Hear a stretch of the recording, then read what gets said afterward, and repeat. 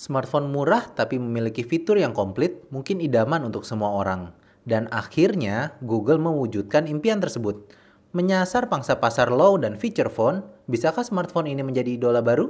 Di sini dengan Moldi dan ini adalah review dari Mito Impact A10 Android One.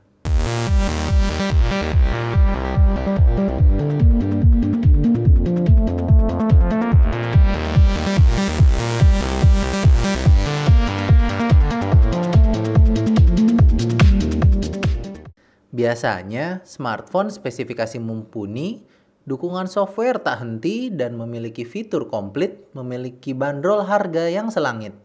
Namun, hal tersebut seakan tidak berlaku untuk smartphone yang satu ini. Ya mungkin spesifikasi dan fiturnya nggak keren-keren amat sih. Tapi untuk bandrol harga yang sama, smartphone ini mengalahkan smartphone lainnya di segala sisi. Sebenarnya ada 3 pabrikan smartphone yang mengeluarkan Android One di Indonesia, yaitu Mito, Evercost, dan Nexian. Pada kesempatan kali ini saya mengambil Android One dari Mito, yaitu Mito Impact. Dalam segi desain, dengan bodi mengotak dan ukuran yang sangat nikmat digunakan dengan satu tangan merupakan kelebihannya. Tapi bagian belakang yang ultra glossy ini membuatnya sangat mudah menampakkan sidik jari. Sejujurnya saya lebih menyukai bagian belakang yang doff ketimbang glossy. Jadi mungkin di sisi desain, satu keluhan saya adalah bagian belakangnya.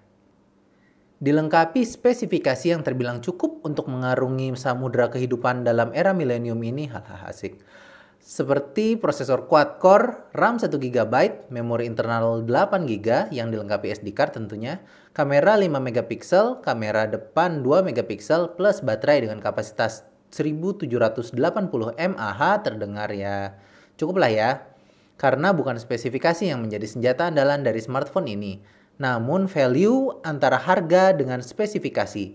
Sebagai catatan, saya membeli smartphone ini dengan harga Rp799.000 ketika pre-order, di mana harga termurahnya ketika itu adalah Rp699.000. Dan sekarang sudah menjadi 1,2 jutaan.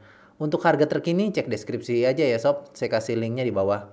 Intinya adalah untuk harga tertingginya pun yaitu 1,2 juta rupiah, smartphone ini masih tampak lezat untuk dimiliki.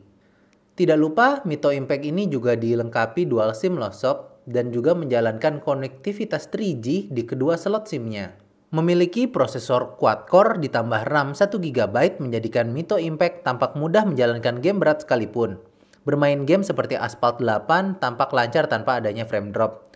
Yang lebih mengejutkan saya adalah game seperti Kritika lancar ketika dimainkan. Saya agak sulit mencari game yang tidak bisa dimainkan di smartphone ini. Keunikan paling utama dari seri Android One ini adalah pada sisi softwarenya. Berjalan pada sistem Android terbaru yakni Lollipop memberikan pengalaman baru dalam berandroid. Transisi terasa lancar dan multitaskingnya itu loh sob. Licin banget sob. Kalau kata orang Bandung mah ngagolosor. Nah, sangat ringan dan responsif. Dan pada sisi softwarenya akan mendapatkan jaminan dukungan software terbaru hingga 2 tahun ke depan.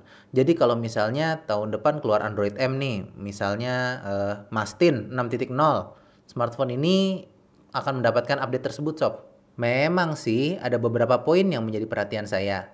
Pertama adalah layarnya, memiliki resolusi yang tergolong rendah untuk saat ini yaitu FWVGA 480x854 pixel di layar 4,5 inch.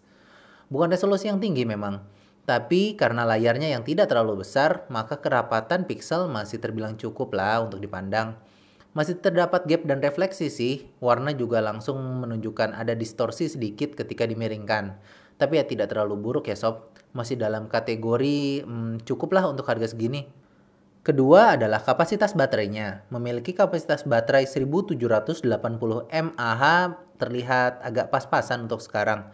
Namun, salah satu keuntungan dari menggunakan Android Lollipop versi terbaru adalah hadirnya Project Volta yang diklaim mampu memberikan performa baterai yang lebih baik. Dari yang saya rasakan sendiri, mungkin bisa dibilang ada peningkatan dari operating system sebelumnya namun tidak luar biasa atau apapun. Terlihat bahwa penggunaan baterai mampu mencapai 2,5 jam screen on time atau sampai 3 jam screen on time, yang artinya terbilang standar, mampu menemani sobat seharian jika penggunaannya dalam kategori ringan menuju sedang. Yang ketiga adalah hasil kameranya. Melihat smartphone ini membawa kamera dengan resolusi 5 megapiksel memang tidak memberikan saya ekspektasi yang berlebihan. Hasil kamera biasa aja, tapi juga nggak jelek-jelek amat sih. Pantas lah ya untuk bandrol harganya. Namun, software kamera khas Google terdapat pada smartphone ini, seperti Photosphere yang mampu memberikan gambar di sekitar kita 360 derajat gitu deh sob. Memang agak butuh waktu sih, tapi fitur ini terbilang cukup menyenangkan.